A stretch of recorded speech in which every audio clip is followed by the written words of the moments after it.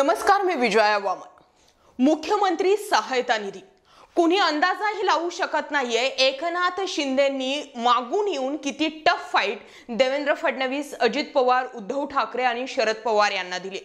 खरं तर मुख्यमंत्री सहायता निधी हा शब्द मी सुरुवातीलाच का उच्चारला त्याला एक कारण आहे। तुम्ही आता पाहिलं असेल की सोशल मीडियावरती अंजलीबाई ऑफिशियल या पेजवरून एका मुलीला जिला ब्रेन ट्यूमर झालेला होता तिच्या आजारपणामध्ये नेमकं कशी तिला ट्रीटमेंट दिली गेली आणि जेव्हा ती बरी झाली त्यानंतर त्या व्यक्तीने मुख्यमंत्री सहायता निधी मार्फत मिळालेल्या मदतीसाठी मुख्यमंत्री एकनाथ शिंदेंचा आभार मानले।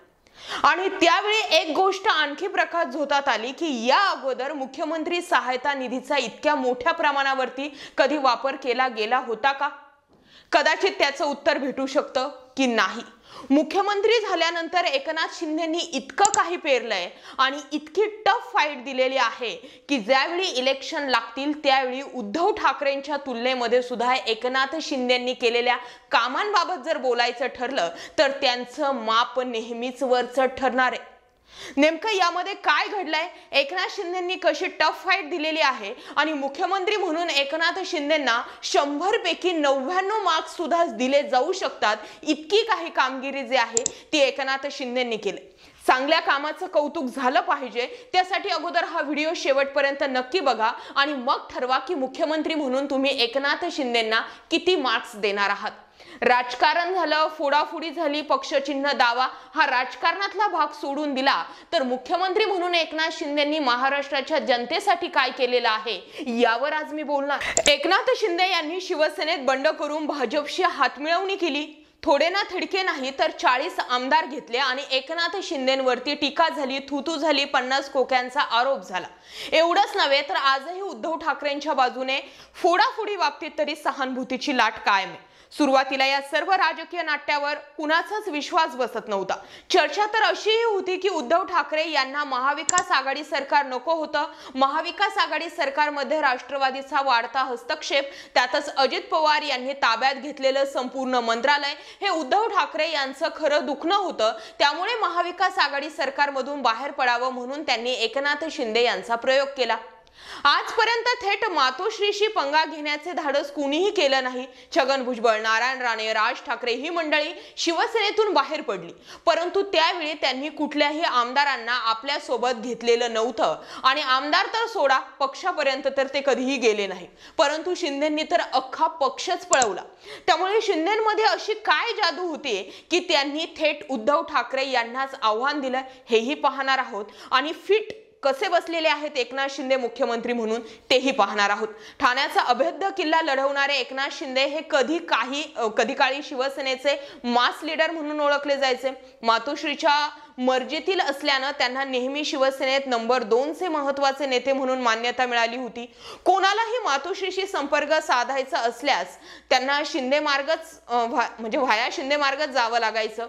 आधीच्या फळीमध्ये मनोहर जोशी, दिवाकर रावते, रामदास कदम, सुभाष देसाई या नेत्यांनंतर उद्धव ठाकरे यांनी आपली स्वतःची अशी फळी निर्माण केली। त्यात एकनाथ शिंदे हे महत्त्वाचे नेते होते। सोबत अनिल परब हे देखील होते। उद्धव ठाकरे यांच्या अत्यंत निकटचे मानले जात होते, परंतु कोणाच्या मनात काय असतं हे कोणास ठाऊक। त्याचप्रमाणे एकनाथ शिंदे यांचे डावपेच ओळखण्यातही उद्धव ठाकरे यांनी कच खाल्ला असं बोलून उद्धव ठाकरेंच्या बाजूने सहानुभूती निर्माण झाली। ज्यावेळी एकनाथ शिंदे शिवसेनेतून बाहेर पडले त्यावेळी खरोखर शिंदे हे ठाकरेंपुढे टिकतील काय असा प्रश्न निर्माण झाला आणि साहजिकच दोघांमध्ये तुलना होऊ लागली। परंतु जनसंपर्क असो वा राजकीय डावपेच यात नेहमी एकनाथ शिंदे हेच समोर असल्याचं सिद्ध झालंय। उद्धव ठाकरे यांना घरातून राजकारणाचे वातावरण असले तरी पहिल्यापासून त्यांचं मन राजकारणात कधी रमलंच नाही। साधारणतः 90च्या दशकापर्यंत उद्धव हे प्रत्यक्ष राजकारणापासून तसे दूरच होते। फोटोग्राफी हा छंद आणि त्यातूनच त्यांनी त्यांची ओळख निर्माण केली। परंतु बाळासाहेबांनंतर शिवसेनेचा वारसदार कोण यातून महाबळेश्वरला झालेल्या शिवसेनेच्या सभेत त्यांनी कार्याध्यक्ष पदाची जबाबदारी त्यांना मिळाली आणि तेथूनच शिवसेनेतील नाराजी नाट्याला सुरुवात झाली। आता हे काय घडलं नाही यावर आपण नंतर बोलूयात, पण एकनाथ शिंदे यांची बार्गेनिंग पॉवर सध्या किती स्ट्रॉंग आहे, एकनाथ शिंदे फिट बसतायत आणि डोकं लावून खेळतायत असं म्हटलं तरी चुकीचं ठरणार नाही. एकनाथ शिंदे हे मुख्यमंत्री झाल्यापासून त्यांच्या कार्यकाळामध्ये त्यांनी अनेक महत्त्वाचे निर्णय घेतलेले आहे. एव्हा ना मराठा आरक्षणाच्या मुद्द्यावरती ज्यावेळी मनोज जरांगे पाटील उपोषणासाठी बसलेले होते त्यावेळी सुद्धा मनोज जरांगे पाटलांनी फक्त आणि फक्त एकनाथ शिंदे यांच्यावरतीच विश्वास ठेवला आणि त्यांनी म्हटलं की मराठा समाजाला आरक्षण एकनाथ शिंदेच मिळवून देऊ शकतात. देवेंद्र फडणवीसांचा तर पार पान उतारा जो होता तो मनोज जरांगे पाटलांनी केला होता. एकनाथ शिंदेंनी मनोज जरांगे पाटलांचं उपोषण सोडून मराठा आरक्षणाच्या मुद्द्याचं जेच काही क्रेडिट होतं ते स्वतःकडे घेतलं.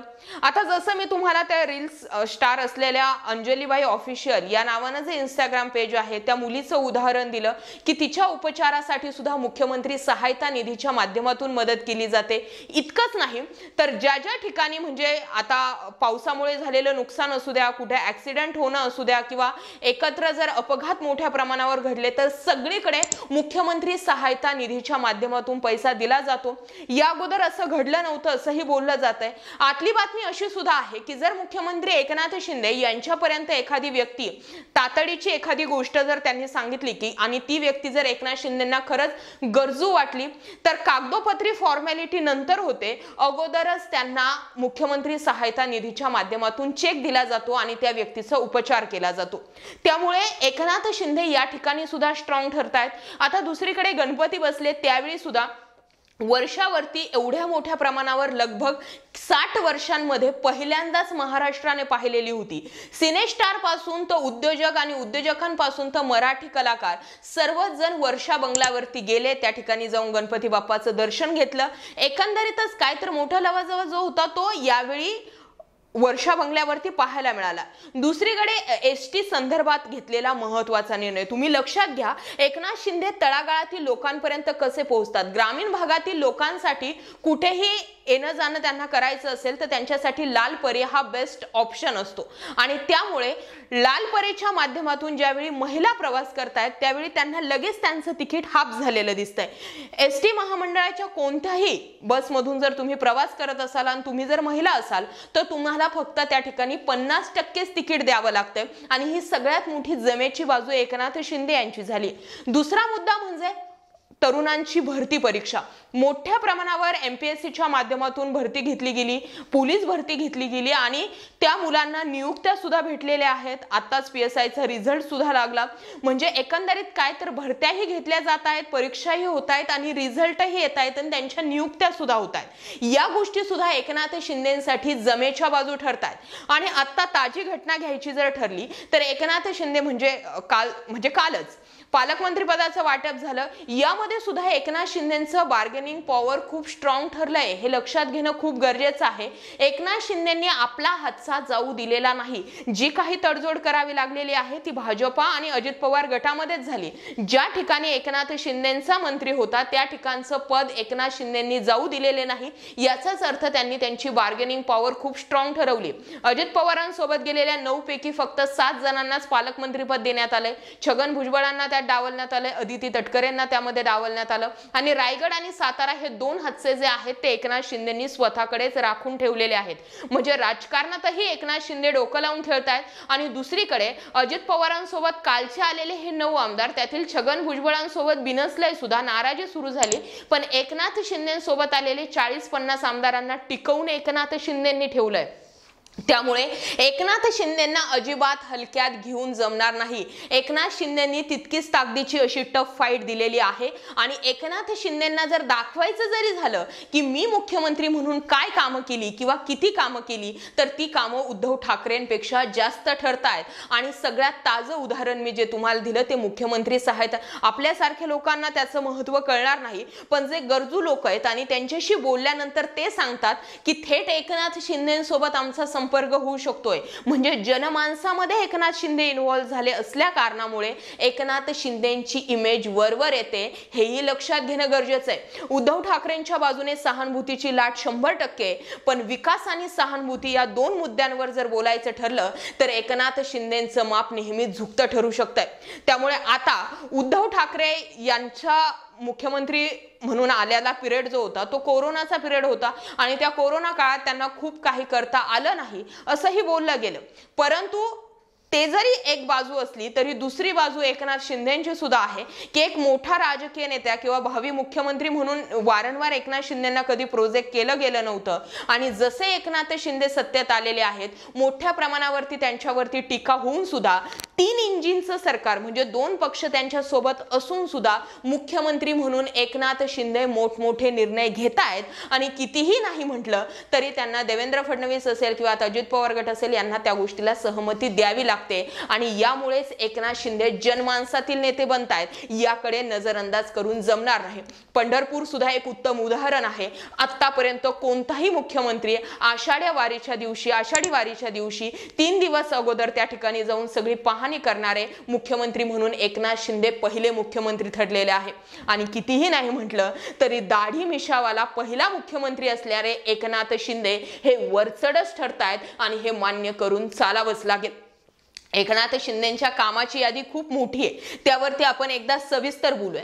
पण आतापर्यंत जवळजवळ 2 वर्षांचा कार्यकाळ जो आहे तो एकनाथ शिंदेंनी मुख्यमंत्री म्हणून पूर्ण केलेला आहे. एकनाथ शिंदे यांना मुख्यमंत्री म्हणून जर मार्क्स 100 पैकी द्यायचे ठरले तर तुम्ही किती देणार? कमेंट करा. हा मुद्दा आणि विषय आवडलाय? होऊ द्या शेअर. आणि एकनाथ शिंदे की उद्धव ठाकरे हेही जरूर कमेंट करा. जय महाराष्ट्र पब्लिक.